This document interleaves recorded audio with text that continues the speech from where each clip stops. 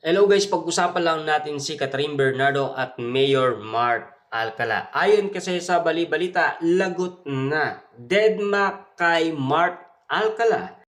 Catherine Bernardo Binida ang pagpart ng sasakyan. Ayon sa karagdagan bali-balita, deadma si Catherine Bernardo sa kumakalat na picture nila di umano ng boyfriend niya na si Mayor Mark Alcala. Sa kanyang recent post sa Instagram, mas binida ni Catherine Bernardo ang matagumpay na pagpart niya ng kanyang kotse. Isa sa mga inaral ng aktres nung maging independent na siya. Anya, pagdadrive ng kotse, natanggalan bago nakapag-share ulit si Catherine Bernardo sa social media. Pero sinulit naman niya by posting 19 picture sa Instagram. Caption ni Catherine Bernardo, long time no post, just some random moment and lots of food. That's made me smile recently. Hehehe. Kinikilig ang mga followers ni Catherine Bernardo sa kanyang picture sa IG. Yeah, you're driving na ulit. Oh, too quiet, but my favorite is your par. Si a runner, double go.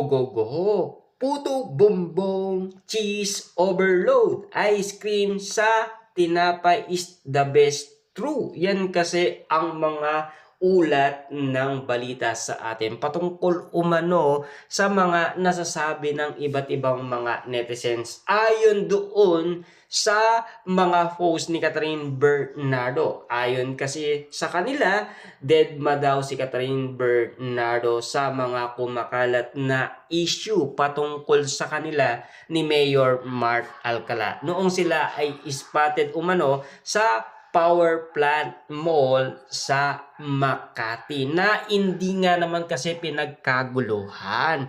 Ayon kasi sa karamihan, super baduy daw ang pananamit umano ni Catherine Bernardo, lalong-lalo na naka-face mask daw, 'di ba? Hindi naman pala kagandahan. Ayon kasi sa mga atribidang netizens umano na naniniwalang baduy manamit umano si Catherine Bernardo. Lalong-lalo na hindi naman daw kagandahan. Mas maganda pa daw si Kyla Estrada. Na alam niyo naman siguro, si Kyla Estrada ay jowa umano ni Daniel Padilla ayon umano sa mga kumakalat na bali-balita. Ayon kasi sa mga fans ni Catherine Bernardo, ayan na ha, klaro na. Baka sabihin na naman ng mga fanay ni Catherine Bernardo na AI yan.